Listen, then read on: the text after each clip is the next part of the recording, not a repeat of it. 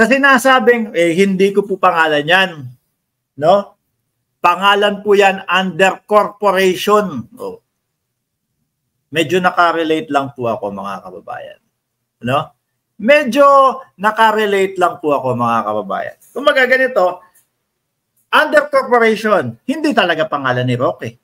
Yung nando sa pangalan, nando sa bahay. No? Hindi mismong Harry Roque ang owner nitong bahay na to. Kundi, PH2 kung hindi ako nagkakamali. Oh. Corporation, PH2 kung ano man yung pangalan ng corporation na yan. At under nung Biancham kung di din ako nagkakamali. So, ang nakikita ko po, corporation under corporation mga kababayan. Oh, ha? Di ba? Pero sino po? Yung mga nakapaloob doon sa korporasyon na yun. Si De La Serna nandun. Harry Roque nandun. Di ba? Yung asawa ni Harry Roque nandun. At yung mga iba pa. Ilan? 5 yata sila kung di ako nagkakamali. 4 o 5. So, sa madaling salita po, mga bossing, sila-sila lang din yata ang nandun. Ano po? Sila-sila lang po yung nandun, mga kababayan. Yun po yung sinasabi ko sa inyo na saglit lang. Bakit para yatang hindi nagpa-follow up question masyado si Senadora Risa Hontiveros? Di ho ba, mga kababayan? Walang masyadong follow up question. Inaalam pa po nila mismo maigi yan, mga kababayan.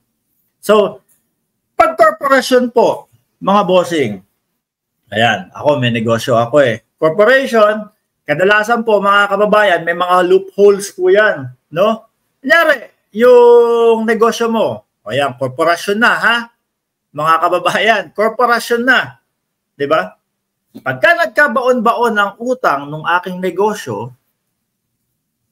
hindi mo ako pwedeng idemanda as Mark Ramos. Hindi. No? Kasi yung korporasyon na yon, kumbaga, parang isang tao na din po yun, mga kababayan. Kaya marami yung mga negosyante na kumbaga, corporation, ang banat. Pagka nagkamali itong korporasyon na to, although ako ang may-ari, although nandun ang pangalan ko, hindi si Mark Ramos ang ididemanda. Si corporation. Ano po? Si corporation. So ngayon, si corporation ko, mga kababayan, pwedeng bumili yan. Pwedeng bumili yan ng property.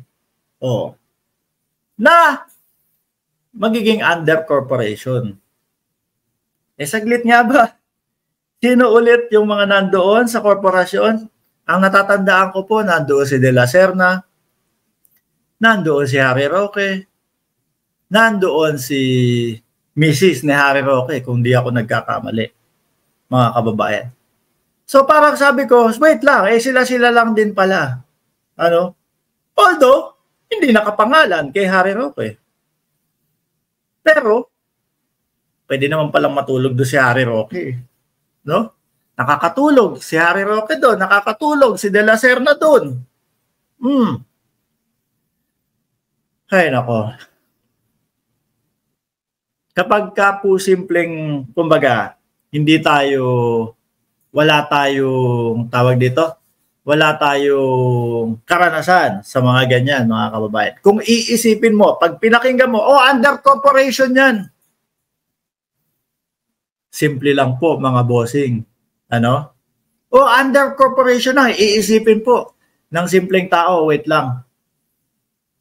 Malaking kumpanya ang may-ari niyan. Kumbaga, hindi siya. Pero kung titignan nyo po, yung mga pangalan na nasa loob ng corporation, sila-sila lang din po. Diba? Sabi ni Danny Abella, aminin mo, Mark, hirap ka na dumipensa sa mga amo mong tamba. Saan? Namamayat ako. Thank you very much, Danny. sa sinabi mong yan. Eh, yun talaga ang aking goal. Di ba? Nagpapapayat talaga ako. Oh, nakita mo naman, araw-araw ako sa gym. Oh, alam nga naman tumaba pa ako noon. Oh. Eto, may experience ako niyan eh. Di ba, mga kababayan? May negosyo ko eh. Alam ko yan. Alam ko yung mga paikot-ikot na yan, mga kababayan. Yung korporasyon ko, na nandoon yung pangalan ko, pwedeng bumili ng property yan. Tapos, yung property na yon na under corporation. Pero nandun ako. Diba? Pero ako pa din ang may-ari nun. Naintindihan niyo po mga kababayan. Biancham, mga anak ni Roque. Di ho ba mga kababayan? O, ganun lang po kasimple. Basta DDS, kailangan itapon ang critical thinking and common sense po. O, yan, sabi ni Reverse. Pang-apat nating topic, mga bossing. Bukod po dyan sa corporation na yan. No? Bukod po dyan sa corporation na yan, pang-apat nating topic, mga kababayan, ako nararamdaman ko, ang mapupuruhan dito, ang talagang mapupukusan ng mga tanong, mga bossing, si De La Serna. Ano po? Kay De La Serna, unang round pa lang po, which is unang hearing pa lang po, mga kababayan. Ramdam mo na may mga butas sa kanya eh. Ramdam mo na may mga itinatago eh. Bakit ho? Yung sinasabi niya, nakikistay sa Pogo. Di ba? Nakikistay sa Pogo Hub, sa Porac. Biruin nyo, libre mga kababayan. Hindi niya alam. Hindi ko po alam, Your Honor, kung bakit hindi po nila ako sinisingil eh. Sino pong aanga-anga ang maniniwala sa ganong naratibo, mga kababayan? Biruin mo yan, ha? Sabi ni Senadora Risa Ontiveros. Saang unit ka? Ano ang mga nakikita mo doon sa loob ng Pogo? Hirap siyang sabihin. Ayaw niyang sabihin, mga kababayan. No? Sabi ni Senadora Risa Ontiveros, pagpasok ng Fortuner mo doon sa Pogo, nakadilat ang mata mo. No? Dilat ang mata mo, ibig sabihin nakikita mo yung loob.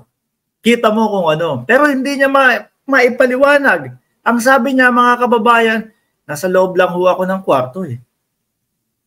Yung ani mo bang iniiwasan niya na matanong siya na, alam mo ba kung ano yung mga nangyayari?